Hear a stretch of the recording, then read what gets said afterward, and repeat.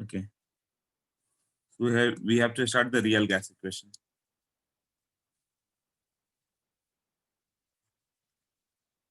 Real gas, तो real gas का क्या होता है? वो पहले नोट्स में लिखा हुआ, real gas do not follow ideal gas laws at all temperature and pressure. सारे टेम्परेचर प्रेशर पे वो उसको फॉलो नहीं करते, जैसे पीवी इक्वल टू एनआरटी को फॉलो करते ही नहीं है ना। They show high, they show significant deviation at high pressure। High pressure पे दे शो सिग्निफिकेंट डिविएशन, मतलब जितना हाई प्रेशर पे गैस का रखो 28 मतलब 100 एटीएम, 200 एटीएम, 500 एटीएम, उतना PV equal to NRT valid नहीं होता है। तो कब वैलिड होता है? The third statement is, this one is very very important, यह स्टेटमेंट आएगा ही। Real gas behave as an ideal gas at, ये बार बार पूछता है, low temperature and high pressure और high temperature and low pressure. तो प्रॉब्लम क्या है, रियल गैस में फोर्स ऑफ अट्रैक्शन होता है, तो फोर्स ऑफ अट्रैक्शन के कारण चीजें बिगड़ती है ना। तो फोर्स ऑफ अट्रैक्शन को किसी तरह कम कर पाए कि एक दूसरे से स्टिक ना करे, उसके लिए क्या करना होगा कि एक गैस मॉलिक्यूल दूसरे मॉलिक्यूल से बहुत दूर रखो। मतलब प्रेशर क्या रखोगे? We will keep pressure.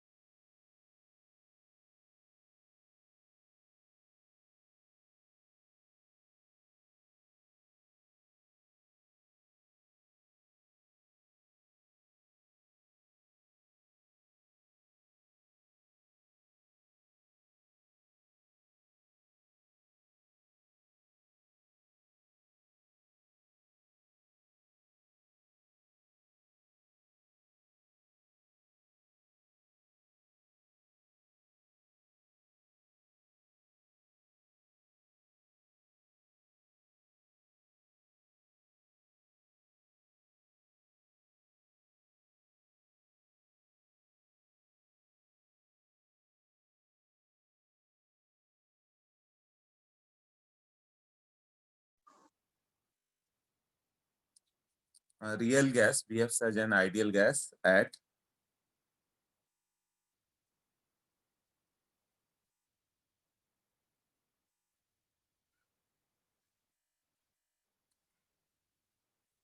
कब होगा सिग्निफिकेंट इफेक्ट, मतलब फोर्स ऑफ अट्रैक्शन का इफेक्ट ना पड़े। तो दोनों को, अच्छा मैंने यहाँ लिखने में रॉन्ग कर दिया था, प्रेशर एंड टेम्परेचर। तो टेम्परेचर क्या रखोगे फिर, लो की हाई? हाई प्रेशर रखोगे तब तो गैस मॉलिक्यूल को और क्लोज लेकर आ गए तुम, तब तो स्टिक कर जाएगा, वो स्टिक ही नहीं करने देना है। तो हाई टेम्परेचर रखो, हाई टेम्परेचर रखने से क्या होगा, गैस मॉलिक्यूल में फोर्स ऑफ अट्रैक्शन काम ही नहीं करेगा, वो स्टिक ही नहीं करेगा। टेम्परेचर हाई है तो काइनेटिक एनर्जी ज्यादा है। और प्रेशर को लो रखो, मतलब गैस इतना कम रखो कि आपस में स्टिक ही ना करे, एक मॉलिक्यूल दूसरे मॉलिक्यूल से बहुत दूर रहे। ये बहुत ही इंपॉर्टेंट पॉइंट है, ये लर्न कर लेना अच्छे से, है ना। ये बार बार आते रहे, ये वाला पॉइंट जो लिखा मैंने। हाँ, अब पी और वी का क्या हो गया?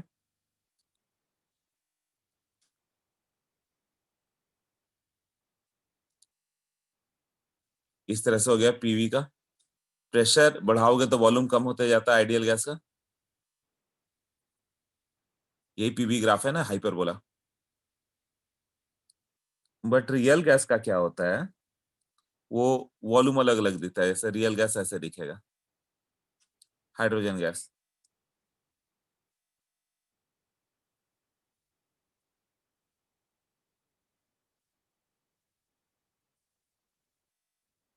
मतलब उसी प्रेशर पर वॉल्यूम ज्यादा दिख रहा है। आइडियल का क्या, आइडियल गैस का कितना होना चाहिए, इस प्रेशर पे ये वॉल्यूम दिखना चाहिए, बट इसका वॉल्यूम थोड़ा ज्यादा दिख रहा है रियल गैस का। तो जितना आना चाहिए उससे ग्रेटर आ रहा है ना। हाँ, तो इसका क्या हो गया, डेविएशन हो गया फिर वो। ये सबके लिए नहीं, कोई कोई कोई गैस नीचे से भी इधर से भी पास करेगा, उसका वॉल्यूम कम दिखेगा। ये एग्जांपल H2 है, हाइड्रोजन गैस। मतलब वो उस प्रेशर पे वो वॉल्यूम ना दिख के कुछ और दिख रहा है। ओके, इतना क्लियर है?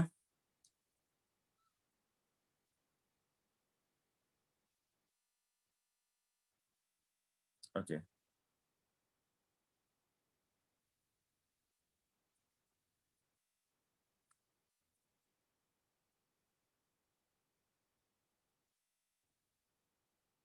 अब देखो, तो कॉजेज ऑफ डेविएशन क्या हुआ, क्यों ऐसा हुआ।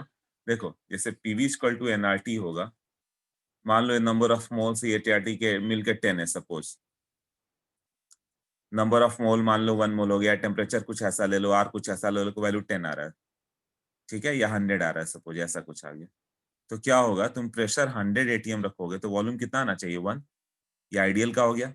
बट होता क्या है, प्रेशर 1 रखा तो पीवी इक्वल टू एनआरटी है, तो वॉल्यूम 1.5 आ रहा है। तो पीवी और एनआरटी तो इक्वल नहीं है ना, और एनआरटी कितना 100 है, मतलब PV is greater to NRT.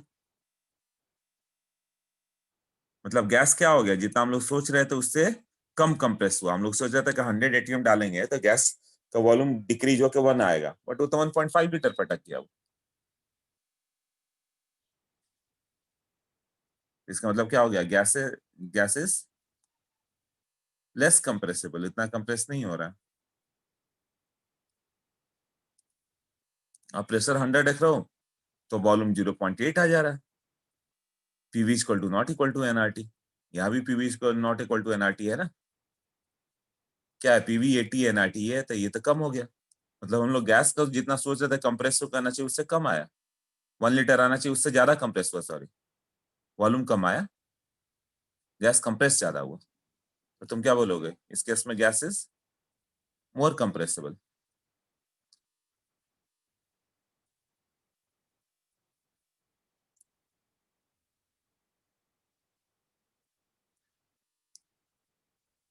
तो कॉजेज ऑफ डेविएशन क्या है।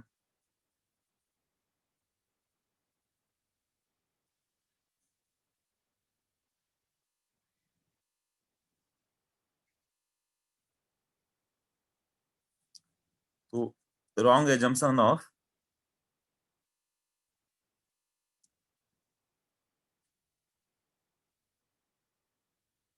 क्या क्या wrong assumption, assumptions of ideal gas, ये वैलिड नहीं हो रहे हैं रियल गैस के लिए।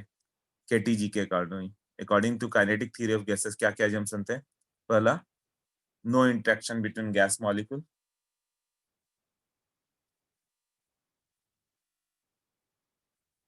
तो उसने तो सही बोला था वो तो, बट आइडियल के लिए था ना। रियल गैस में क्या होता है,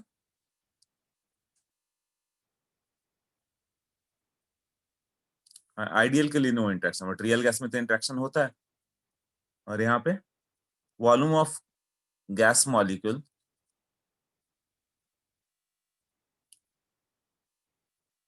इज नेग्लिजिबल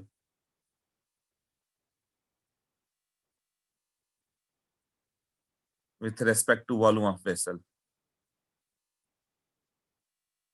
ये भी रॉन्ग था।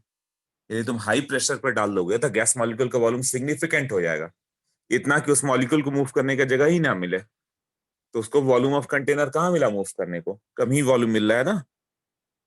अब 1 लीटर मान लो वेसल था, गैस मॉलिक्यूल बहुत कम है, तो एक मॉलिक्यूल को मूव करने के लिए 1 लीटर मिल रहा है, तो उसको हम लोग लिखेंगे वॉल्यूम 1 लीटर है।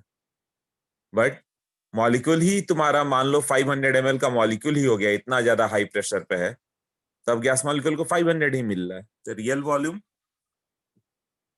आइडियली उसको वॉल्यूम तो 500 ml ही मिला ना। ये दो जा था ना, ये कॉज ऑफ डेविएशन, ये जंक्शन रॉन्ग थे। रियल गैस में इंट्रैक्शन होता है और हाई प्रेशर पे वॉल्यूम नेग्लेक्ट नहीं होता, यही है ना। तो केटीजी का ये दो रॉन्ग हुआ था, ये लर्न कर लेना। तब आइडियल गैस इक्वेशन लिखे हम लोग, वो क्या है, P I V I equal to N R T. P I क्या है, pressure exerted by ideal gas molecule. यदि कोई आइडियल गैस मॉलिक्यूल एग्जिस्ट करता तो वो क्या प्रेशर एग्जिस्ट करता, क्या प्रेशर होता। अब आइडियल गैस तो एग्जिस्ट करता ही नहीं है। अब वी आइडियल क्या, volume that is available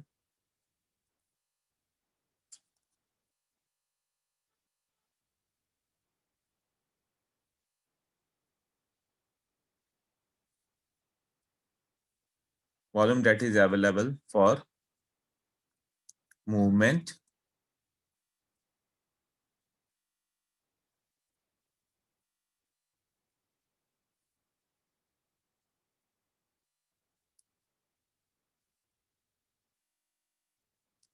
of air molecule.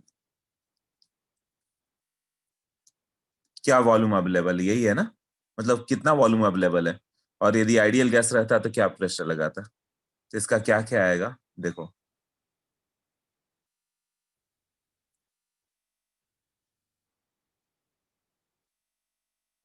तो उसको वैंडर वाल इक्वेशन ने क्या बोला, van der Waals equation of state, ये इक्वेशन ऑफ स्टेट है ना, आइडियल गैस को बोलते हैं, for real gases. Real gases के लिए van der Waals equation of state क्या है, P real plus N square by B square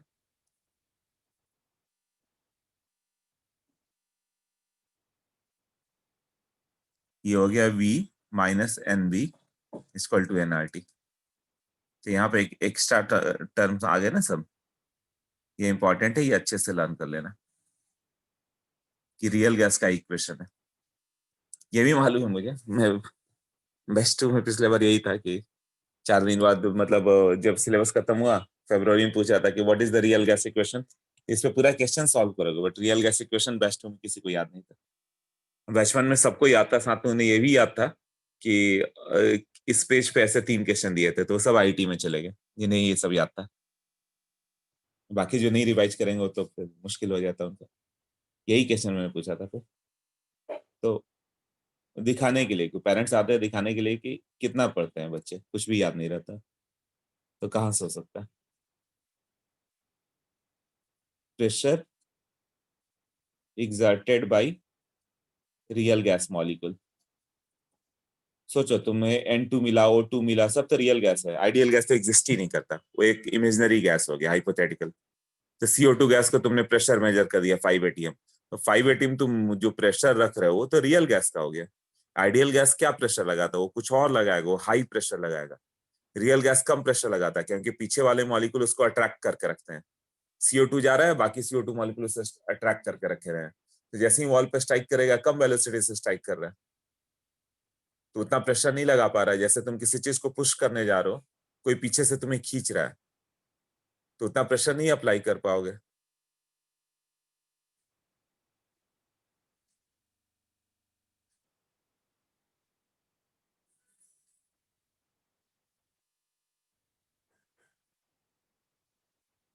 उसी तरह रियल गैस और आइडियल गैस तो क्या होगा, रियल गैस जब प्रेशर अप्लाई करने जाएगा तो बाकी सब मॉलिक्यूल उसे अट्रैक्ट करेंगे, तो उतना प्रेशर नहीं लगा पाता। तो CO2 का प्रेशर 5 atm आ रहा है, तो जब तुम पीवी इक्वल टू एनआरटी कर रहे हो और CO2 मान लो गैस ले रहे हैं, तो ये 5 atm रखना यही रॉन्ग था। उसने बोला, 5 atm आइडियल होगा तो ये होगा ही नहीं, आइडियल और प्रेशर लगाएगा, 7 atm लगाएगा, 8 atm लगाएगा, कुछ ऐसे लगाएगा। वॉल्यूम भी हम लोग क्या लेते हैं, वॉल्यूम ऑफ कंटेनर ले लेते हैं कि चलो 10 लीटर का कंटेनर है, बट उसने बोला 10 लीटर वॉल्यूम का कंटेनर है, बट उसमें गैस मॉलिक्यूल भी तो भरे हुए हैं, हाई प्रेशर पे वैलिड नहीं हो रहा है। तो मान लो ये मॉलिक्यूल ही तुम्हारे सपोज 2 लीटर है, तो बचा हुआ वॉल्यूम तो 8 लीटर है, तो उसने बोला कि 8 लीटर लिखोगे तब आंसर आएगा। उसने ये बोला कि मान लो कि एनआरटी 56 है, तो बोला कि हम लोग रख रहे हैं 5 और इसको रख रहे हैं 10, वही रॉन्ग हो गया। उसने बोला 5 की जगह प्रेशर आएगा 7 वॉल्यूम तुम्हारा 10 लीटर की जगह 8 लीटर। क्यों? गैस मॉलिक्यूल का भी तो अपना वॉल्यूम है हाई प्रेशर पे, तो गैस मॉलिक्यूल का वॉल्यूम हटाओ, रेस्ट वॉल्यूम अवेलेबल है उसे, इसलिए उसने बताया V minus N B. Pressure में ऐड करना होगा, वॉल्यूम में सब्ट्रैक्ट करना होगा, ऐसे बताया उसने। इसका डेरिवेशन कैसे हो गया फिर? वो लाया कहाँ से ये चीज? एनबी, और ये वैंडर वाल गैस इक्वेशन है, वैंडर वाल का ही काम है। उसी ने बताया था अट्रैक्शन फोर्स है, तो वही वैंडर वाल गैस ऑफ इक्वेशन, वैंडर वाल फोर्स ऑफ अट्रैक्शन पढ़ते हो केमिकल बॉन्डिंग में। वी क्या हो गया यहाँ पे? Volume of the vessel. V is the volume of the vessel। अब N क्या हो गया? Number of moles. तो A और B दो ही अननोन रह गए ना, A and B are what? लिखा हुआ van der Waals constant.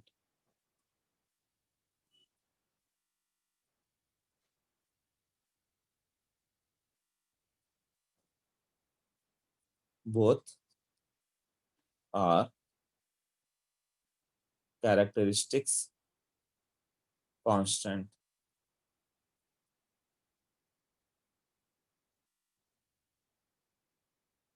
Of real gases.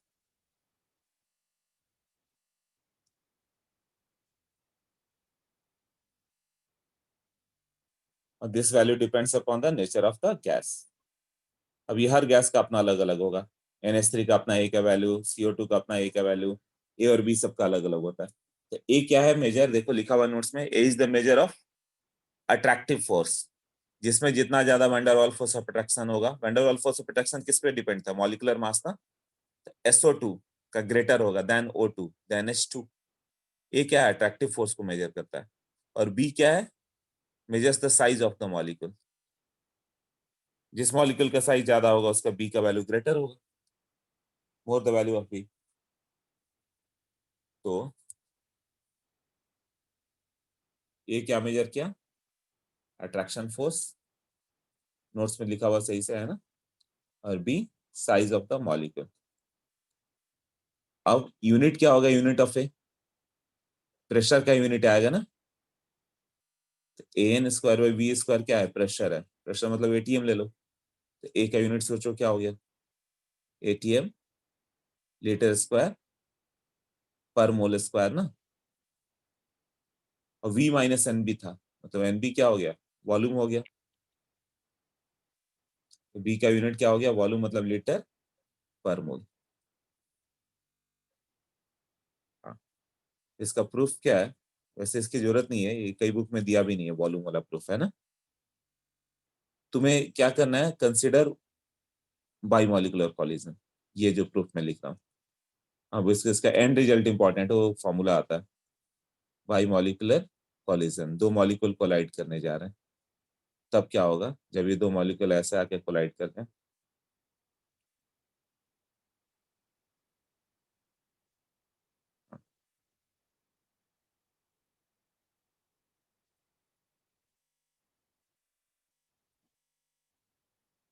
ये 2R है।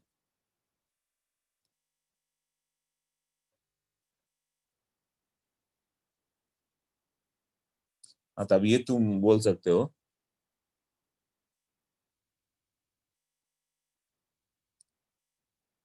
जब मॉलिक्यूल कोलाइड करेंगे तो ये जो एक्स्ट्रा वॉल्यूम मैंने लिखा है, ये वॉल्यूम अनअवेलेबल होगा for their movement.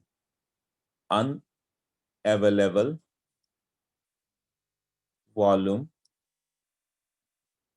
For pair of molecule. ये पेयर ऑफ मॉलिक्यूल उधर इस एरिया में नहीं जा सकते, इतने वॉल्यूम में नहीं जा सकते, इसी के राउंड राउंड राउंड नहीं घूम सकते हो। बाई मॉलिक्यूलर कॉलिजन है, आके ऐसे स्ट्राइक करेंगे निकल जाएंगे, वो ऐसे ऐसे रोटेट नहीं कर सकते। ये वॉल्यूम क्या होगा? उनको अवेलेबल नहीं होगा। ये वॉल्यूम है कितना जो अनअवेलेबल है? पर pair of molecule equal to 4/3 pi, और ये 2R का क्यूब है, यही है ना। तो पर मॉलिक्यूल कितना होगा? ये तो पेयर ऑफ मॉलिक्यूल था ना।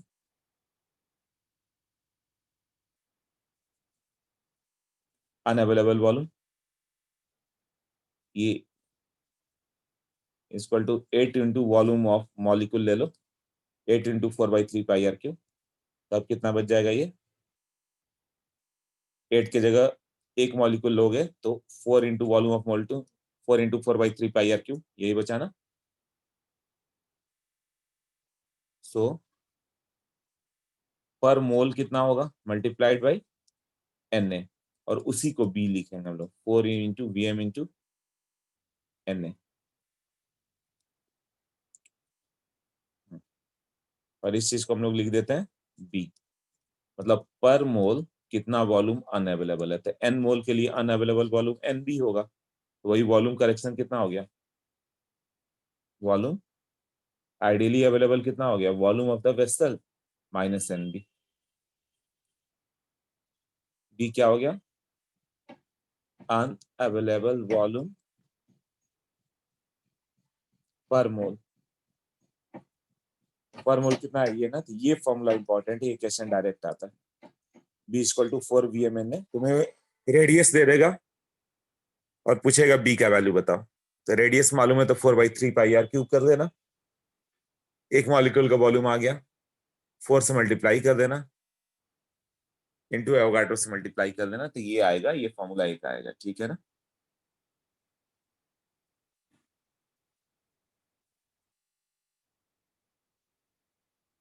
क्लियर हुआ इतना।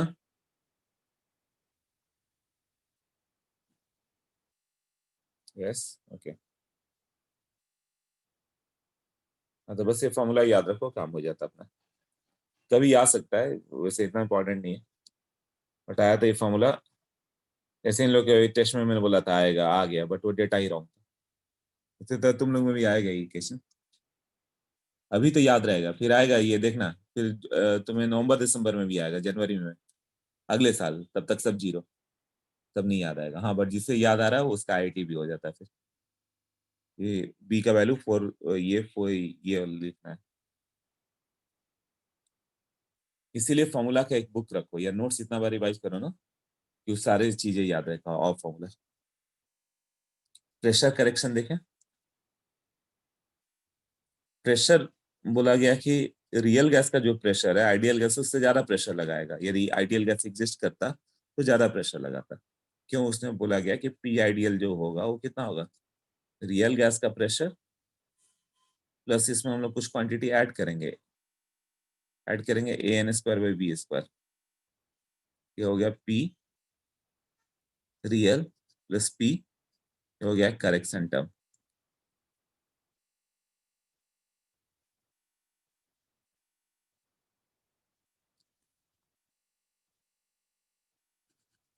अब हो गया consider attractive forces between gas molecules, consider attractive forces between gas molecules. कैसे होगा, जैसे ये गैस मॉलिक्यूल हो गया तो यहाँ पे मॉलिक्यूल सब इसको अट्रैक्शन फोर्स है रियल गैस में, एफ नेट क्या होगा, चारों से गैस पे फोर्स लग रहा है तो एफ नेट यहाँ पे 0 हो गया। और जब मॉलिक्यूल वॉल को स्ट्राइक करने जा रहा है तो मॉलिक्यूल उसको खींचने वाले केवल पीछे साइड है, तो ही उसको पीछे से अट्रैक्ट करेंगे ना, एफ नेट इसमें पीछे की ओर आ रहा है ना। तो ये जो अब जैसे ही जाके स्ट्राइक करेगा उसकी स्पीड क्या होगी, कम होगा। यहाँ पे अट्रैक्शन फोर्स बैलेंस था और यहाँ पे attraction force is not balance, only inward force है। तो वॉल्यूम, इससे क्या होगा, velocity of the molecule is reduced, velocity of the molecule is reduced.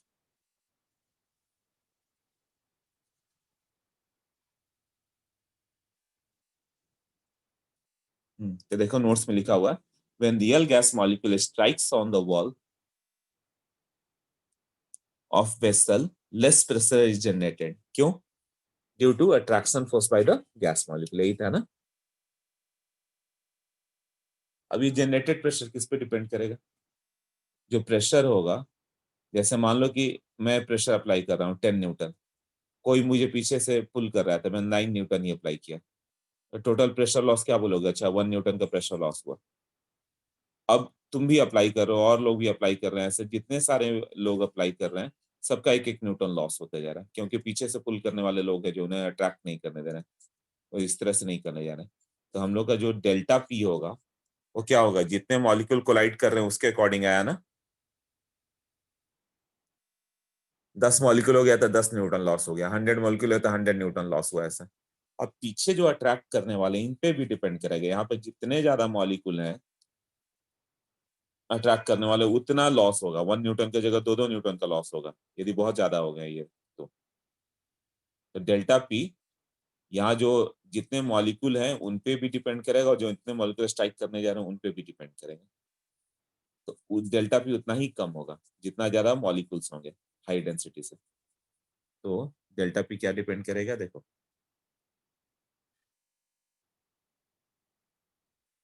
Delta P depends upon number of molecules striking the wall, मतलब proportional to n by v, and number of molecules attracting, जो molecule attract कर रहे हैं वो भी n by v हो गया। Delta P is basically proportional to n by v into n by v, 2 times. इसको इक्वल करोगे तो delta P equal to A N square by V square. एक v ले लो, a ले लो, क्योंकि ये तो बस मॉलिक्यूलर डेंसिटी पे हुआ, ये तो बात ही नहीं कि CO2 है कि H2 है। सबका अट्रैक्शन फोर्स भी तो अलग होगा ना, सबका एन बाई वी पे बराबर नहीं होगा, तो CO2 ज्यादा अट्रैक्ट करेगा। वो अमोनिया गैस ले लो तो हाइड्रोजन गैस हो तो और ज्यादा अट्रैक्ट करेगा, हाइड्रोजन बॉन्डिंग बनाता है वो। Delta P equal to N square by V square, यही करेक्शन टर्म हो गया ना। तो पी आइडियल कितना हो गया? P real gas plus N square by V square, V square V लिख दिया था। ये क्लियर हुआ? Van der Waals gas equation derived.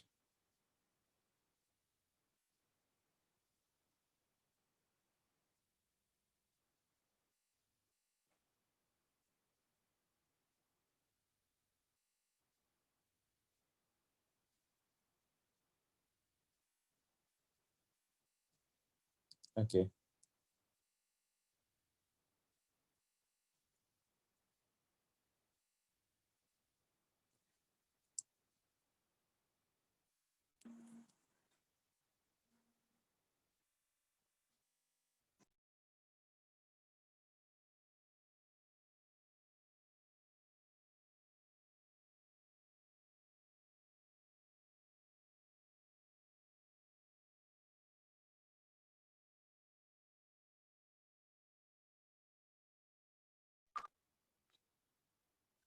हाँ बोलो।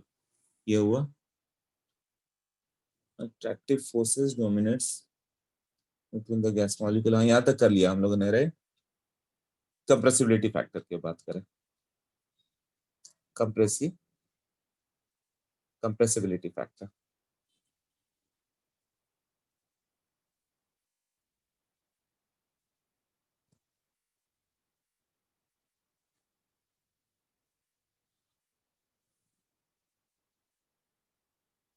कंप्रेसिबिलिटी फैक्टर जेड, जेड क्या है? Z is a measure of extent of deviation from ideal behavior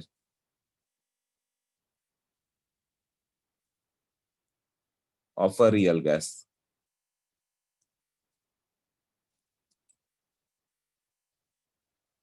Z क्या है?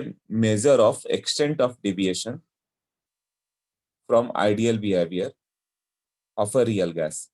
जैसे मान लो कि कंप्रेसिबिलिटी फैक्टर की बात करें, तुम्हारे अकॉर्डिंग वॉल्यूम 2 लीटर आना चाहिए और गैस का 2.4 लीटर आ रहा है। किसी और ने एक्सपेरिमेंट किया, उसका वॉल्यूम 3 लीटर आ रहा है। 2 लीटर की जगह 2.4 आ रहा है, 3 आ रहा है, तो हम लोग को तो मालूम तो चले कि कितना ज्यादा आ रहा है।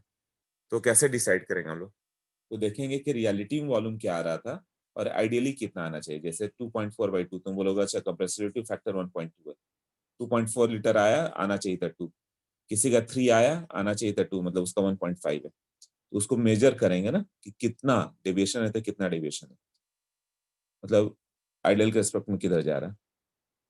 तो हम लोग जेड मेजर करेंगे, V real gas by V ideal.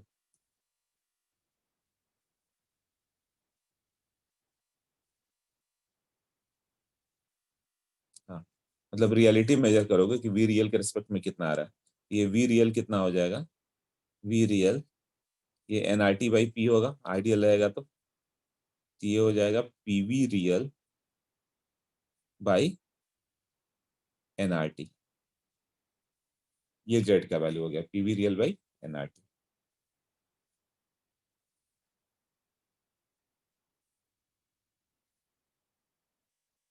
अब जेड को तुम मोलार वॉल्यूम में भी ले सकते हो, वी रियल मतलब वी एम रियल ले लो, मोलार मतलब एक मोल का क्या वॉल्यूम होगा, इनके वैल्यू 1 रख दो, क्या फर्क पड़ता है उससे।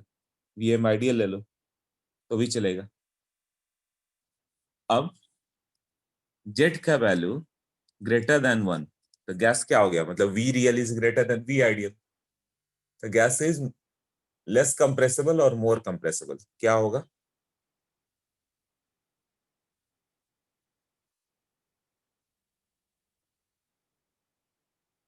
हाँ चल, करेक्ट है। और लोग अभी आंसर।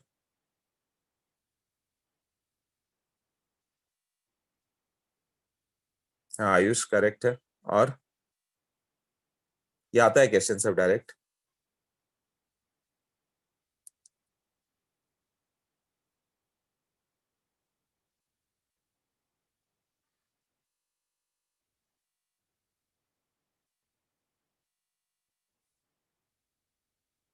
बस दो ही आंसर, और लोगों को नहीं समझ में आ रहा है। ओनली अचल and Ayush.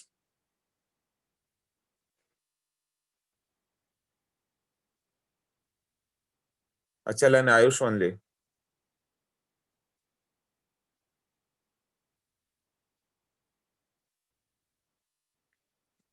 No Anandi, wrong कर रहे हो तुम। अरे 2 लीटर की जगह 2.5 लीटर आया, मैंने यही बोला ना, तो गैस को क्या बोलोगे, लेस कंप्रेसिबल है कि मोर कंप्रेसिबल। सिर्फ इतना चेक करने के लिए पूछना होता है, कितने लोग सुन भी रहे हैं। जितना कंप्रेस होना चाहिए उससे कम कंप्रेस हुआ ना। 2 लीटर तक कंप्रेस होते होते आना चाहिए था, 2.5 लीटर पे ही रुक गया। हाँ तो लेस कंप्रेसिबल हुआ ना। जेड ग्रेटर देन मतलब V real is greater than V ideal, मतलब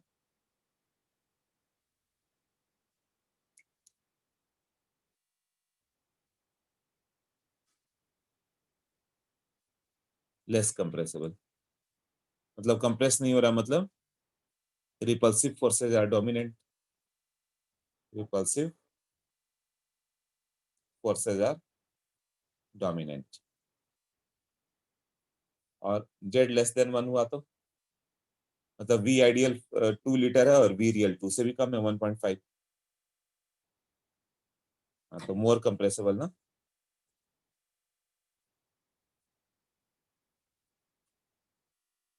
और attractive force are dominant.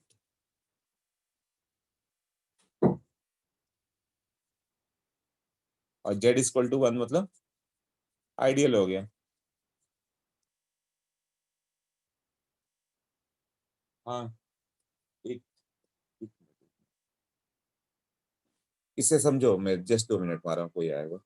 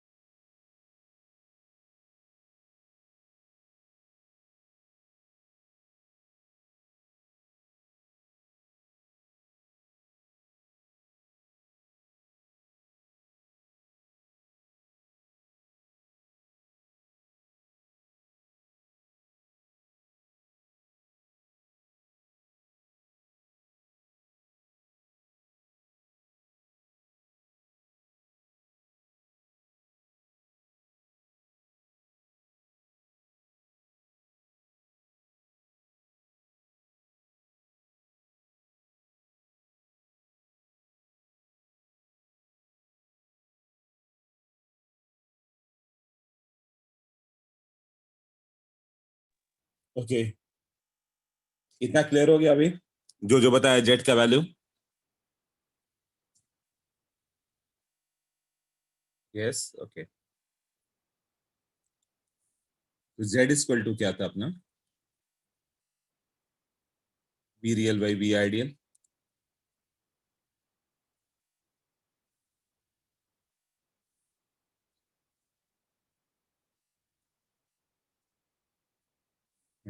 Be real by be ideal.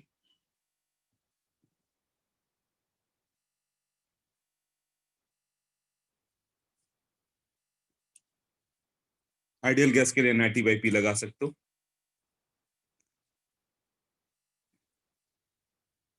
तो जेड का वैल्यू जो हो गया पीवी रियल बाई एनआरटी, ये भी लिख सकते हैं। ये भी लिख सकते हो, PV real equal to Z into NRT. Z क्या है? कंप्रेसिबिलिटी फैक्टर, यही था ना? हाँ। इफ जेड इक्वल टू 1, तो PV real equal to NRT, मतलब real gas behaves like an ideal gas.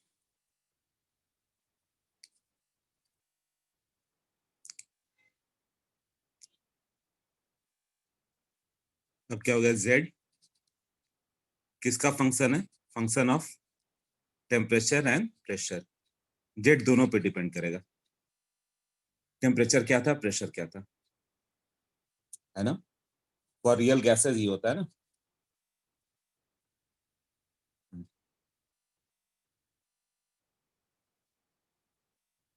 अब इसका एक कर्व देखें। एट 0 डिग्री सेंटीग्रेड, यूजुअली हम लोग 0 डिग्री लेकर चलते हैं। एक वैल्यू दिया हुआ तुम्हें, यहाँ जेड का वैल्यू 1, यहाँ जेड का वैल्यू ग्रेटर देन 1, यहाँ जेड का वैल्यू लेस देन 1। ये जेड है। तो ये H2 गैस इधर आएगा, CH4 गैस इधर होगा, CO2 गैस इधर होगा, है ना? तो प्रेशर सपोज 100 है, यहाँ प्रेशर 200 है, ऐसा। तो ये प्रेशर किस में है? ATM में। तो 100 ATM 200 ATM पे देखो तो जेड का वैल्यू लेस देन 1 है। लेस देन 1 मतलब क्या हो गया? Gas is more compressible. ये रीजन किसका था? जेड लेस देन 1 मतलब मोर कंप्रेसिबल। मोर कंप्रेसिबल मतलब attractive force dominates.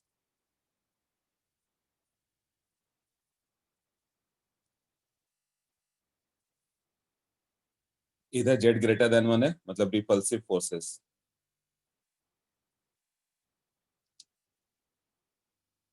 Are dominant.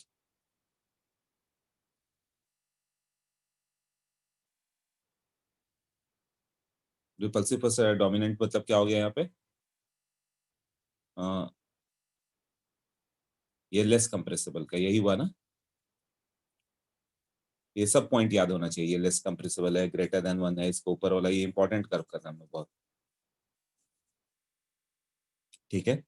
तो प्रेशर जब तुम रखोगे तो जेड का वैल्यू 1 नहीं आ रहा है, ये जेड का वैल्यू 1 था, मतलब ये किसका हो गया? Ideal gas. आइडियल गैस है तो जेड इक्वल टू 1 रहेगा हमेशा, बट यहाँ जेड का वैल्यू तो कम हो रहा है। तो CH4 गैस का ही देखो, यदि तुमने स्टार्टिंग में प्रेशर ले लिया, मान लो 100 ATM ले लिया, तो जेड के वैल्यू मान लो 0.5 आ गया, तो पीवी इक्वल टू 0.5 एनआरटी ऐसा आ गया। वही यहाँ पे प्रेशर तुमने 300 ATM ले लिया, तो जेड का वैल्यू 1.5 चला गया, तो पीवी इक्वल टू 1.5 एनआरटी ऐसे आने लगा ना। कर्व का नेचर क्लियर है कैसे है? देखिए, हाइपोथेटिकल कंडीशन लिया था मैंने। तो नीचे साइड में जेड का वैल्यू लेस देन 1, ऊपर में ग्रेटर देन 1। तो नीचे में हो गया अट्रैक्टिव फोर्स डोमिनेंट से। हाँ। अब ये अलग अलग हो गया। H2 गैस का क्यों हमेशा ऊपर गया, वो तो नीचे आया ही नहीं। वो समझना होगा इसका नेचर, क्यों H2 गैस का ऊपर जाता है, वो क्वेश्चन आता है। क्यों गैस पहले नीचे गया फिर ऊपर गया? प्रेशर बढ़ाने पे, प्रेशर बढ़ाते जाओगे तो जीरो प्रेशर 1 ATM प्रेशर लोगे तो देखो जेड का वैल्यू 1 है, तो all gases behaves like real gas at 1 ATM। 1 ATM पे देखो सब 1 है ना। स्टार्ट ही 1 से हो रहा है, जेड का वैल्यू 1 है ना यहाँ पे। ये कोई भी गैस है H2CH4 CO2 मतलब लो प्रेशर, मतलब लाइक 1 atm के करीब लोग है, तो सारे गैसेस आइडियल की तरफ बिहेव करेंगे, इसीलिए हम लोग O2 CO2 N2 सब में आइडियल गैस लॉ लगाते हैं। अब इसका कुछ पार्ट हो गया, जैसे जेड हो गया, जेड का वैल्यू 1 ले लोगे, यहाँ से यहाँ तक है, इसको कुछ पार्ट में ब्रेक करते हैं। मान लो ये ए है, यहाँ तक का पॉइंट बी, यहाँ तक का पॉइंट ए, नहीं ये करो, एक ये स्लोप यहाँ तक ए है, ये पॉइंट बी है जो नोट्स में दिया हुआ है, ये पॉइंट को डी ले लो, ये बीच का पॉइंट सी है, नेचर ऑफ द कर्व, यहाँ जो नेचर ऑफ द कर्व है ई है। एट पॉइंट ए क्या हो रहा है, attractive forces are significant।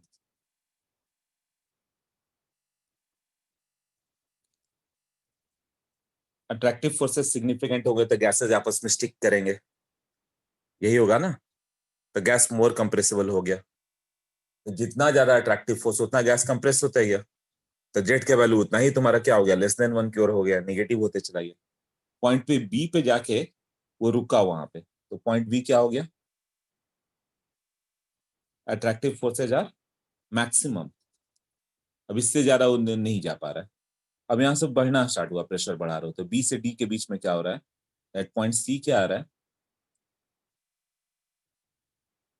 अभी भी अट्रैक्टिव फोर्स ही ज्यादा है, attractive force greater than repulsive, but repulsive force अब नेचर में आने लगा, धीरे धीरे वो बढ़ रहा है, इसीलिए जेट का वैल्यू उधर ऊपर की ओर आना स्टार्ट हुआ, but still it is less than 1, है ना, राइट। और डी पे क्या होगा, दोनों फोर्सेस बैलेंस कर गए,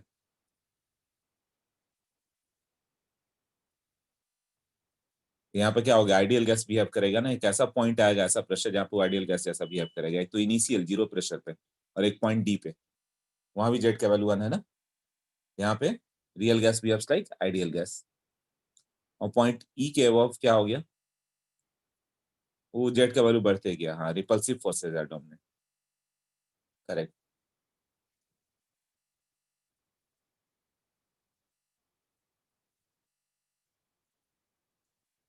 ओके, इसके बात करें हम लोग,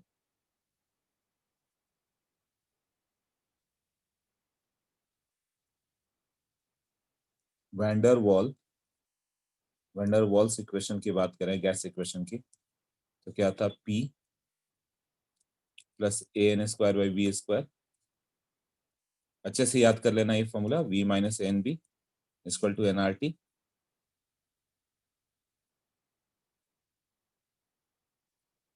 एट 0 डिग्री सेंटीग्रेड, ये नेचर दिया हुआ है, पहले भी किया, 0 degree centigrade is what, moderate temperature,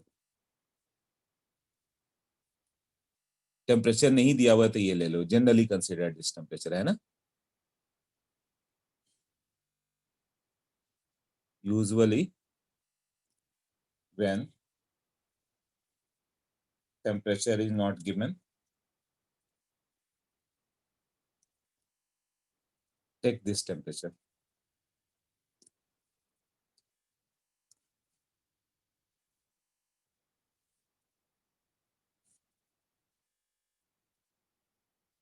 helium gas, N2 gas, NH3 gas, ऐसे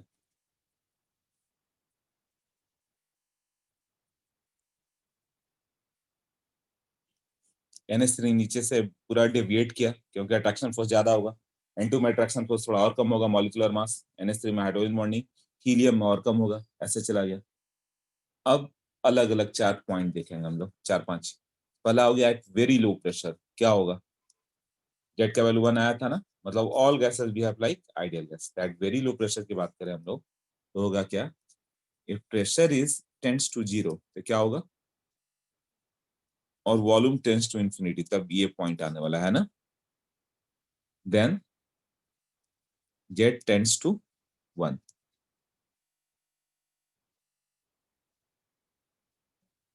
हाँ, प्रेशर कितना आ जाएगा, तो ये ऐसा क्यों हुआ, प्रेशर टेंड्स टू जीरो मतलब 1 atm भी मान लो तो भी चलेगा, जीरो मतलब वैक्यूम की नहीं बात कर रहे हैं हम लोग, 1 atm भी जीरो ही है, बट जीरो कर दोगे तो एब्सोल्यूट टी बना जाएगा। Volume tends to infinity, tends to infinity हो गया, तो a N square by B square का वैल्यू क्या होगा? वी इन्फिनिटी का स्क्वायर मतलब ऑलमोस्ट जीरो, तो पी बहुत ज्यादा लार्ज होगा विथ रेस्पेक्ट टू दिस, तो P minus A N square by B square को ऑलमोस्ट पी ले लो,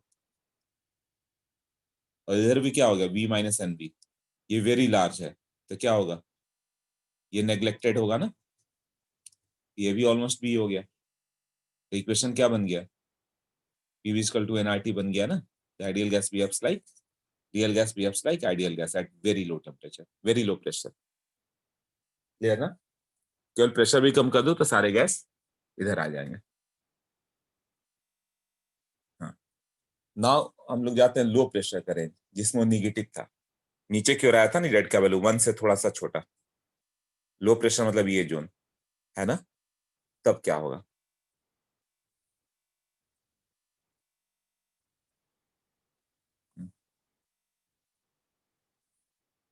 अब सेकंड पॉइंट पे जाए, एट लो प्रेशर टेम्परेचर का रोल नहीं ले रहे हैं, मतलब टेम्परेचर जीरो मान के चलो या मॉडरेट मान के चलो, टेम्परेचर का कंडीशंस नहीं देख रहे हम लोग, है ना, रूम टेम्परेचर मान के चलो ऐसा। तो एट लो प्रेशर वी का वैल्यू क्या होगा? लार्ज। प्रेशर कम रखोगे तो लार्ज होगा, सिग्निफिकेंटली, है ना, या सफिशिएंटली लार्ज होगा कि हम लोग नेग्लेक्ट कर पाए।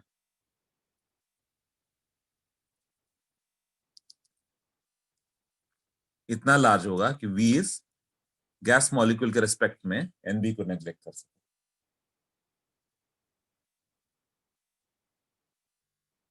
यहाँ वॉल्यूम वाले टर्म पे आ गया।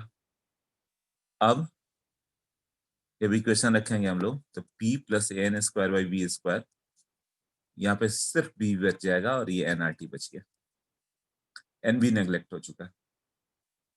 अब P V by N R T plus A N by B R T equal to 1, NRT से डिवाइड कर दो, ये वैल्यू है Z, Z equal to 1 minus A N by B R T.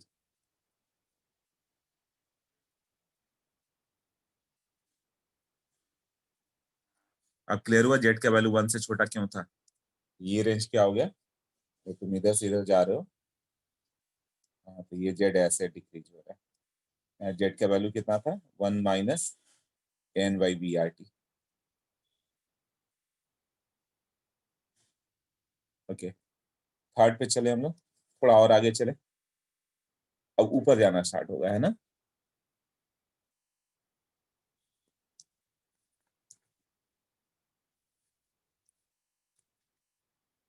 At high pressure,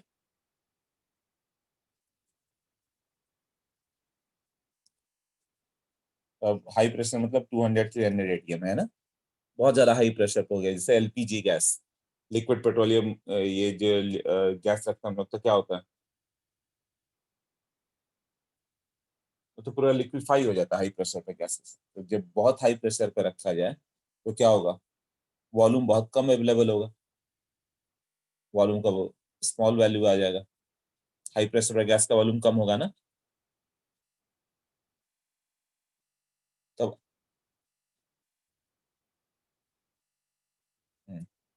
तब यहाँ पे P, अब ये वाला पी वाला टर्म गायब हो जाएगा, फिर पी का value A N square by V square से ज्यादा होगा, क्योंकि ये वेरी हाई है, ये हाई है ना, तो P plus A N square by V square को ऑलमोस्ट पी ले सकते हो, उसमें वॉल्यूम वाले में टर्म में आया तो इसमें पी वाले में आ गया, तब क्या बच जाएगा? P V minus N V equal to N R T.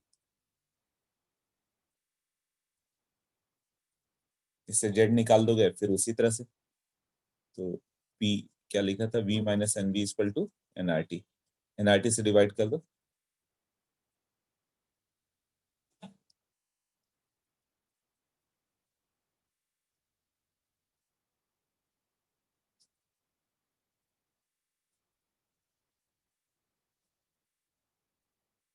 ये हो गया जेड, यही वैल्यू जेड था, इक्वल टू इधर आ जाएगा 1 plus P V by R T, Z का वैल्यू क्या हो गया? 1 plus P V by R T, तो ये कर्व किधर चला जाएगा? ये वाई एक्सिस ले रहे हो, प्रेशर एक्स एक्सिस है, ये स्लोप हो गया, ये सी हो गया। ये जब हम लोगों ने किया था ये इस साइड से ऊपर जाएगा, tan थीटा का value v by R T.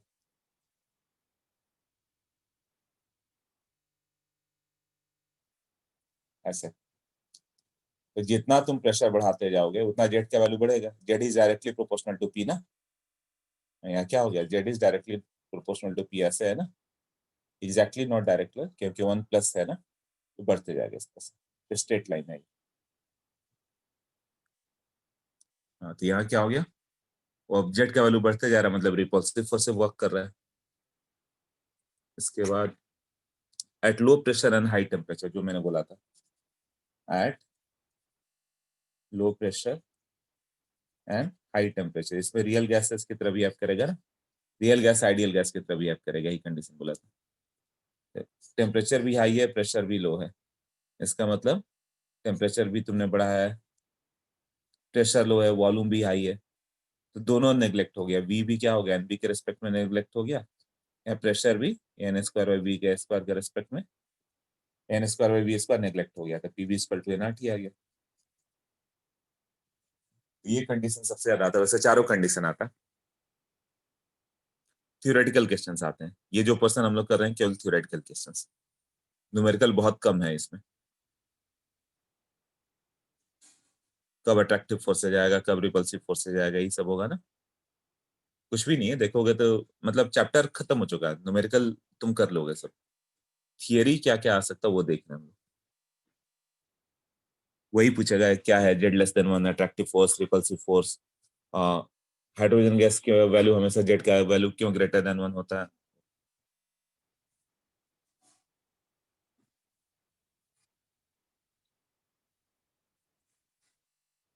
हाँ, और हाइड्रोजन गैस जेड के value one greater than one क्यों है। नाउ एट 0 डिग्री सेंटीग्रेड क्या होगा,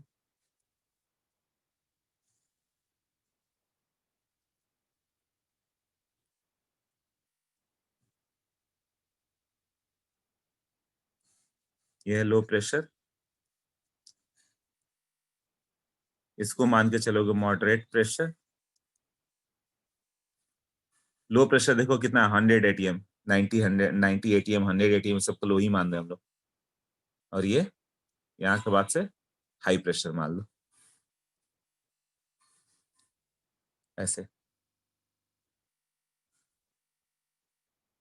हाँ, अब हाइड्रोजन हीलियम का क्यों ग्रेटर देन वन आता है, एट 0 डिग्री सेंटीग्रेड ऐसे आता है, हाइड्रोजन हीलियम, हीलियम गैस इधर, हाइड्रोजन गैस इधर, ये कैसे हो गया, ये तो जेड के वैल्यू वन था।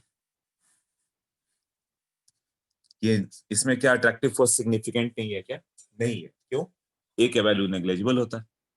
ए किस पे डिपेंड करता है, मॉलिक्यूलर वेट ना, वेंडर वाल force of attraction depends upon the molecular mass, और ये सब तो लाइटेस्ट गैस है हाइड्रोजन हीलियम, इसका ए का वैल्यू नेग्लेक्ट हो जाएगा ना।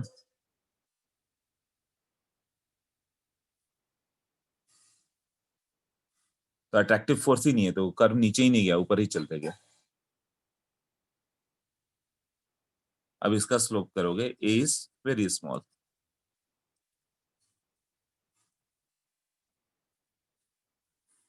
ए is proportional to what, molecular mass ना सबका, वैन डर वाल फोर्स, ए ही नेग्लेक्ट हो गया, तो जेड का वैल्यू क्या बच गया फिर, वन प्लस रिपल्सिव फोर्स वाला ही बच गया ना, पीबी बाई आर टी। ये वाई एक्सिस, ये स्लोप, ये एक्स एक्सिस, वही है ना। tan थीटा का वैल्यू कितना आ जाएगा यहाँ, बी बाई आर टी। इसका बी का वैल्यू ज्यादा होगा, उसका स्लोप ज्यादा आएगा, तो बी का वैल्यू किसका ज्यादा है, हाइड्रोजन गैस, ये डाइएटॉमिक है ना, will be greater than B helium. Helium तो एक छोटा मॉलिक्यूल हो गया है, तो दो मॉलिक्यूल, दो एटम है ना, हीलियम का साइज छोटा होगा, एक एटम है, और हाइड्रोजन दो एटम मिलके हैं तो बड़ा साइज होगा।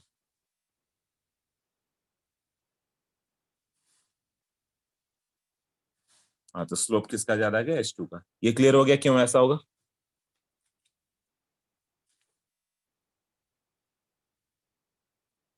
क्लियर है सबको।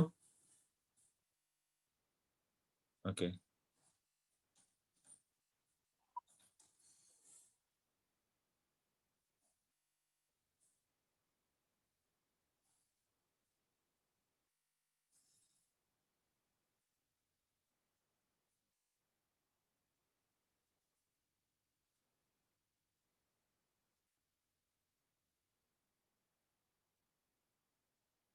हाँ, now हम लोग बात कर रहे हैं कि H2 gas at temperature T where T is less than boils temperature.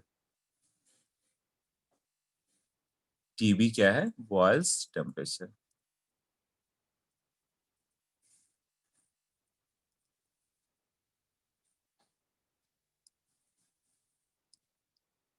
Jet का वैल्यू 1 हो गया। यहाँ पे H2 गैस कितना पे है? एट 0 डिग्री सेंटीग्रेड ऐसे जा रहा है, बट वही H2 गैस ऐसे भी होके जाएगा at temperature less than TB, इधर से जाएगा।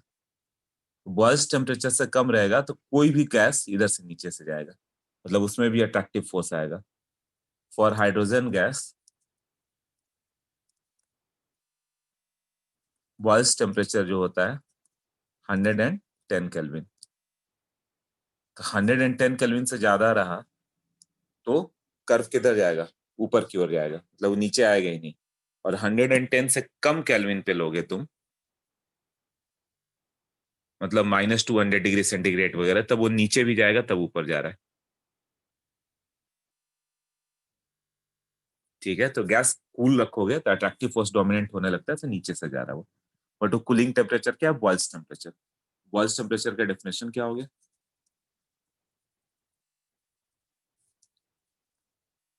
ये हो गया temperature at which what real gas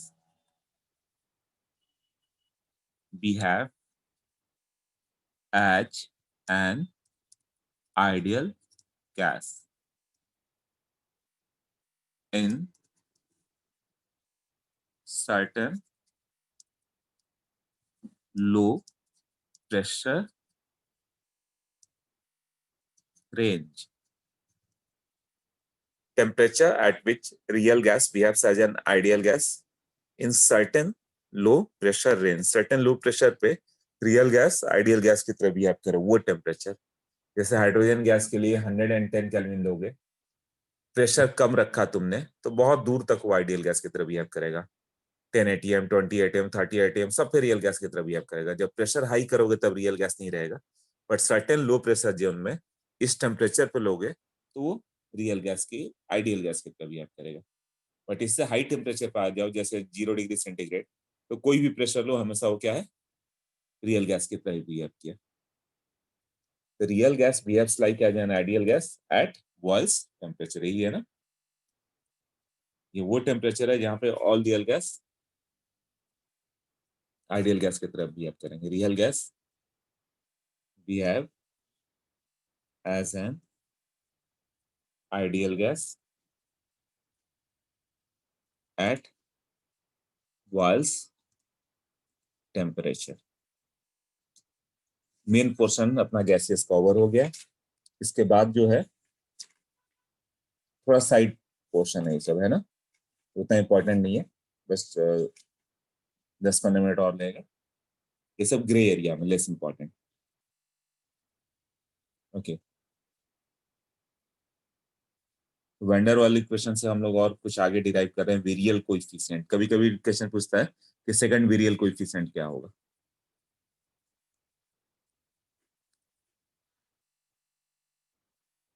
important part हम लोग सारा कर चुके हैं जो हर बुक में दिया हुआ है, ये हर बुक में नहीं है, ऐसा है। अब n=1 रख दोगे तो क्या हो जाएगा? p plus A by V M का स्क्वायर रख दे, और ये होगा V M minus N B. N का वैल्यू तो सॉरी 1 है ना, V M minus B equal to R T, ऐसा एक क्वेश्चन आ गया।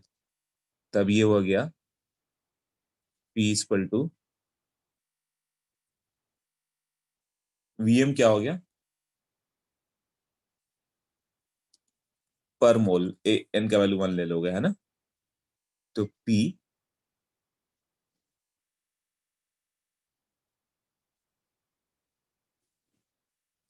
इक्वल टू आ जाएगा RT by VM minus B minus A by VM square. ऐसे इसको सेपरेट करो, ऐसा आ जाएगा। अब इसको P VM बाई RT करना है, जिससे Z बन जाए, VM बाई RT से मल्टीप्लाई कर दो, ये बन जाएगा VM by VM minus B minus A by VM RT। अब ये Z हो गया, Z equal to 1 minus VM से डिवाइड कर रहे हो, 1 by 1 minus B by VM, ऐसे minus A by VM RT। अब इसको लिख सकते हैं Z का value 1 minus B by VM raise to minus 1 plus A by VM RT।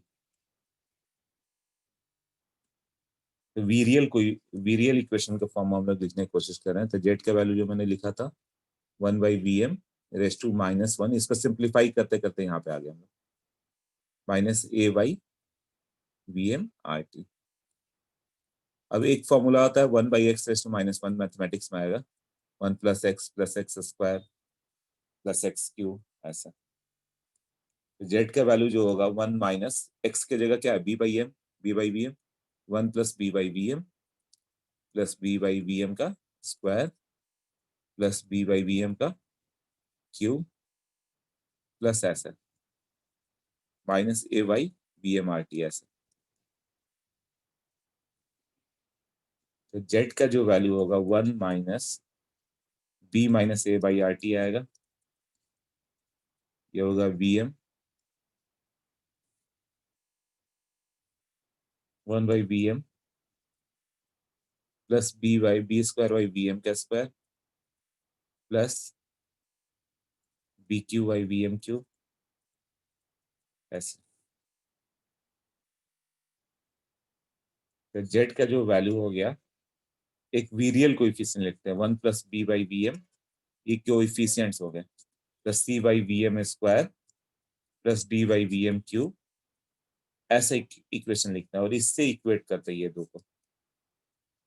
तो सेकंड वीरियल कोएफिशिएंट जो हो गया, यही डायरेक्ट क्वेश्चन आएगा। बस ये बाकी सब डेरिवेशन याद हो चाहे ना हो, सिर्फ ये एक वर्ड याद कर लेना, सेकंड वीरियल कोएफिशिएंट, ये वाला। ये टेस्ट में एक देंगे ही, क्योंकि रियल गैस है, तो वो कौन सा होगा, बी।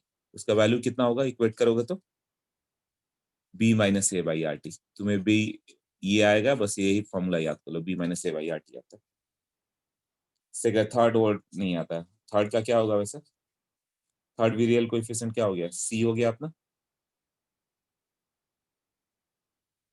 तो वो कितना हो गया, बी स्क्वायर, हाँ बी स्क्वायर। फोर्थ डी है, हाँ तो बी क्यू। तो ये सब नहीं पूछने वाला, बी स्क्वायर बी क्यू ये पूछते रहता है सेकंड वीरियल कोएफिशिएंट। तो बाकी सब डेरिवेशन याद हो ना हो, बस इतना याद कर लो, काफी होगा, B minus A by R T. क्यों, इसका यूज है बॉयल्स टेम्परेचर निकालने में। कैसे, देखो,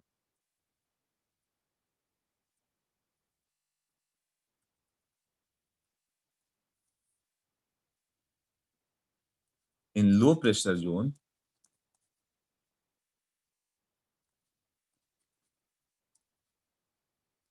Z equal to 1 plus b minus A by R T 1 by B M,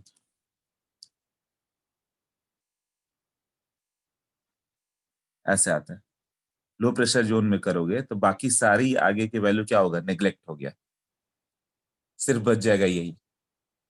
तो if real gas, low pressure zone में क्या होता है, इफ रियल गैस, क्योंकि लो प्रेशर जोन में वीएम का वैल्यू ग्रेटर होगा, तो वो सब तो VM square VM cube VM का पावर 4 ऐसे है ना, तो वो सब नेग्लेक्ट हो गए। If real gas behaves like an ideal gas,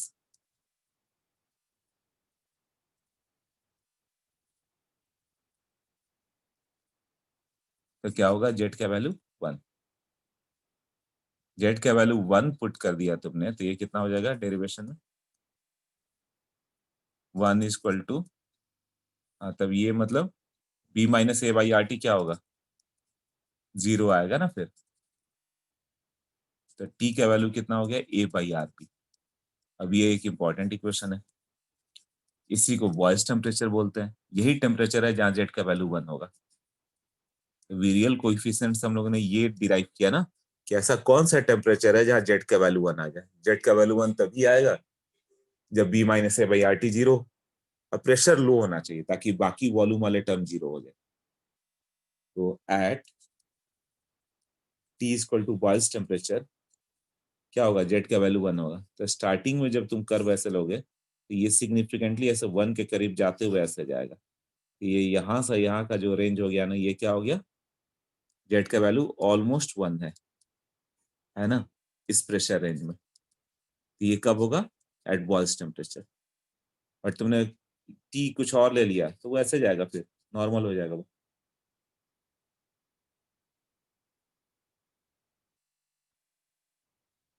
clear. तो उसको अलग अलग कर्व दिया हुआ है, ये केवल टीवी के लिए लो तो टीवी के लिए ऐसा है। नेक्स्ट कर्व देखो जो नोट्स में दिया हुआ, अब टेम्परेचर ग्रेटर रखोगे तो कर्व ऊपर से जा रहा है वो।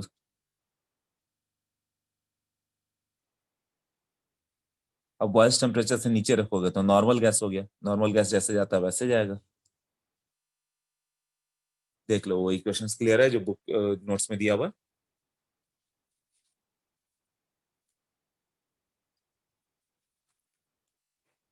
एक टर्म और है, क्रिटिकल टेम्परेचर, प्रेशर और volume. Okay.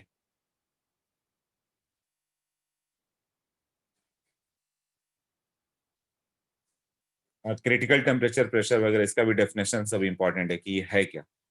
Critical temperature, critical pressure, critical ये, जैसे एंड्रू आइसोथर्म लिखा।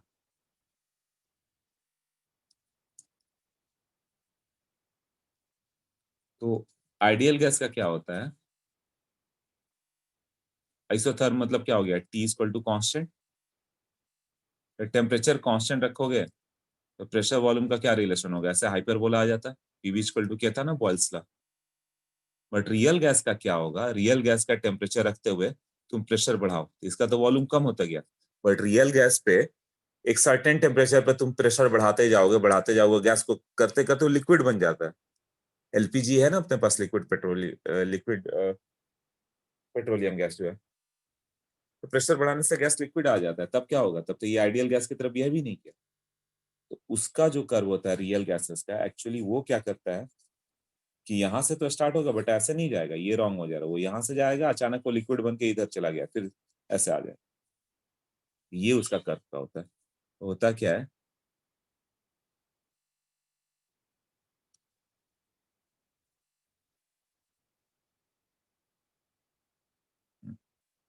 ये T1 पे ऐसे गैस जाएगा, ये T1 टेम्परेचर था, है ना, आइसोथर्म T1 पे ले रहे हैं हम लोग।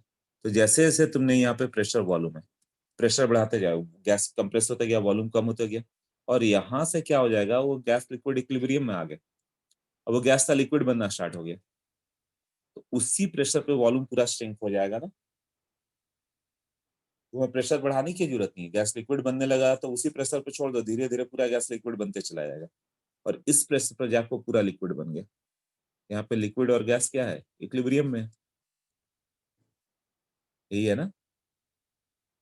अब इससे ज्यादा यहाँ पे लिक्विड है, अब कितना भी प्रेशर डाल लो कोई फर्क नहीं पड़ेगा। अब वाटर जैसा बन गया लिक्विड है, उसमें प्रेशर डालोगे तो ऑलमोस्ट वर्टिकल जाएगा, थोड़ा बहुत कम हो सकता है बट पूरा नहीं। तो ये क्या होगा, नेग्लेजिबल वॉल्यूम चेंज ना। मतलब अब प्रेशर बढ़ाते रहो, वाटर पे कितना भी प्रेशर डालो वो तुम्हारा कम नहीं होगा। 1 लीटर वाटर ले लो, कितना भी प्रेशर डालो तो 1 लीटर का 0.995 हो जाएगा लीटर। बट ये नहीं कि आधा हो जाए, तो नहीं तो लिक्विड भी लोग वाटर को कंप्रेस करके ले जाता है जहां मन एक्सपेंड कर लेता है।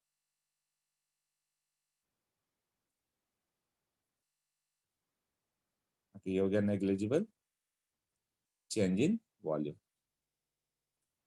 ऐसा है ना।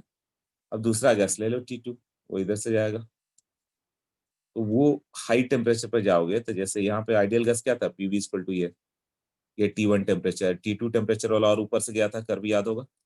ये और ऊपर से जाएगा, इसका रेंज इधर गया, इसका लिक्विड रेंज कम होते जा रहा है। T3 पे जाओगे लिक्विड ये वाला और कम होगा, और ये एक ऐसा पॉइंट आएगा ना जहाँ पे लिक्विड रेंज ही गायब हो गया, वहां से ये सीधे ऐसे निकल गया, ये ऐसा गया ना, तो ये जो पॉइंट है ये क्रिटिकल टेम्परेचर है, ये क्रिटिकल टेम्परेचर है। तो एट क्रिटिकल टेम्परेचर लिक्विड में आएगा ही नहीं, वो गैस जो होगा एक पॉइंट पे लिक्विड के साथ इक्विलिब्रियम पे आएगा, जो विजिबल नहीं होगा, निकल जाएगा। और उससे ज्यादा तुमने टेम्परेचर डाल दिया तो लिक्विड रीजन है ही नहीं, ओनली गैस है। T1 T2 T3, देखो नोट्स में दिया हुआ है T4। तो ऐसा नहीं, ये रियल गैस है, तो ये रियल गैस आइडियल गैस की तरह नहीं होगा। वो इसका जो लिक्विड, इससे मतलब लिक्विड नहीं बना, मतलब लिक्विड जैसी प्रॉपर्टी नहीं आई, बट उसकी डेंसिटी उतनी ही होगी जितनी लिक्विड की होगी, उतना ही डेंस होगा वो सुपर क्रिटिकल फ्लूइड बन चुका है, super critical fluid eight T4। यहाँ पे ये आइडियल गैस की तरह बिहेव कर रहा है यहाँ पे, है ना, similar to iso ideal gases. Liquid gas हो गया। अब बताओ, यहाँ पे बता दिया मैंने, देखो नीचे पॉइंट्स दिए हुए हैं, in between point A and B क्या हो गया, between point A and B लिखा हुआ नोट्स में, क्या लिखा हुआ, रियल गैस कंप्रेशन। बी से क्या हो गया, बी से सी की ओर जाओ, between point B and C liquefaction of real gases, in between point B and C both phase in equilibrium, दिखाया मैंने liquid gas equilibrium. After point C liquid is over, यही हो गया ना, एट पॉइंट सी मतलब गैस इज ओवर, अब क्यों liquid बचेगा, तो बिटवीन सी एंड डी अब यहाँ पे क्यों लिक्विड है, ये फेज क्या हो गया, ओनली लिक्विड। क्लियर। तब एक क्रिटिकल टेम्परेचर डेफिनेशन याद कर लेना। गैस को तुम्हें लिक्विफाई करना होगा तो दो वे है लिक्विफाई करने का। कैसे, या तो टेम्परेचर कम करो तो लिक्विड बन जाएगा, या प्रेशर बढ़ाओ तो लिक्विड बन जाएगा। तो क्रिटिकल टेम्परेचर वो टेम्परेचर है above which gas cannot be liquefied।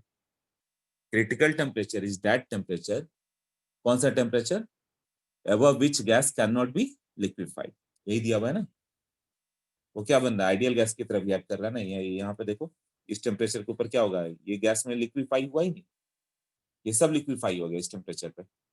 ये मान लो कि तुमने गैस का टेम्परेचर कम रखा, -10 डिग्री पे, -20 पे, ये 30 डिग्री पे। ये CO2 के लिए जैसे होता है ना 31.1, CO2 के लिए लोगे तो अराउंड 31 डिग्री होता है क्रिटिकल टेम्परेचर। तो तुम 31 डिग्री से ऊपर रखोगे तो देखो CO2 लिक्विड बनेगा ही नहीं, CO2 से उससे नीचे रखोगे तो वो लिक्विफाई हो सकता है। तो क्रिटिकल टेम्परेचर वो टेम्परेचर है above which gas can not be liquefied, यही डेफिनेशन है ना। देखो क्रिटिकल प्रेशर क्या होगा, उस टेम्परेचर के कॉरस्पॉन्डिंग क्या क्रिटिकल प्रेशर है, क्रिटिकल टेम्परेचर के कॉरस्पॉन्डिंग जो प्रेशर आएगा उसको हम लोग क्या बोलेंगे, क्रिटिकल प्रेशर। अब क्रिटिकल वॉल्यूम क्या होगा, जो इस टेम्परेचर पे जो प्रेशर हो गया, प्रेशर हो गया, ये क्रिटिकल प्रेशर हो गया, ये क्रिटिकल टेम्परेचर हो गया, इस प्रेशर पे इसके कॉरस्पॉन्डिंग जो वॉल्यूम आएगा वो क्रिटिकल वॉल्यूम। तो तुम्हें ये तीनों का फॉर्मूला याद कर लेना, ये फॉर्मूला आएगा ही आएगा, ये फॉर्मूला इंपॉर्टेंट है। 8a/27 आ रहा। क्वेश्चन कौन सा आएगा वो भी बताता हूँ, एक सिंपल सा क्वेश्चन आने वाला, पीसी का वैल्यू a/27 b², वीसी का वैल्यू 3b, ऐसे हो गया। अब जेट का वैल्यू जो होता है pv/rt होता है। एट क्रिटिकल पॉइंट जेट का वैल्यू कितना आएगा, क्रिटिकल पॉइंट मतलब सब वही रख लो, तो पीसी VC/RTC कितना आ रहा है देखो तो, इससे वैल्यू पुट कर लो, ये इंपॉर्टेंट है, फॉर्मूला याद कर लेना।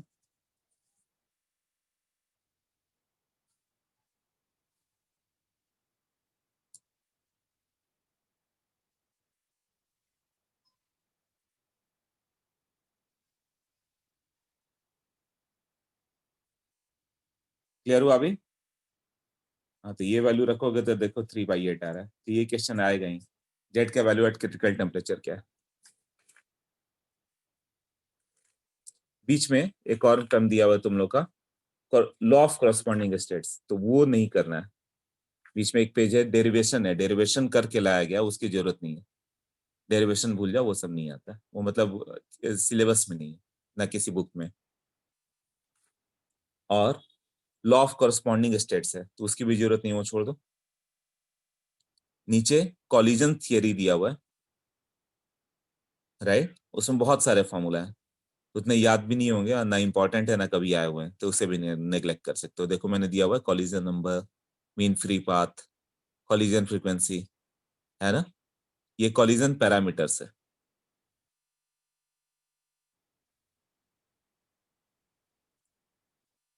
बस एक ही चीज आता है, मीन फ्री पाथ। लैम्डा किसके प्रोपोर्शनल होगा? Inversely related to molecular size. Molecular size जितना ज्यादा होगा मीन फ्री पाथ उतना ही छोटा होता है। ये सब अनइंपॉर्टेंट पॉइंट पे आ गया।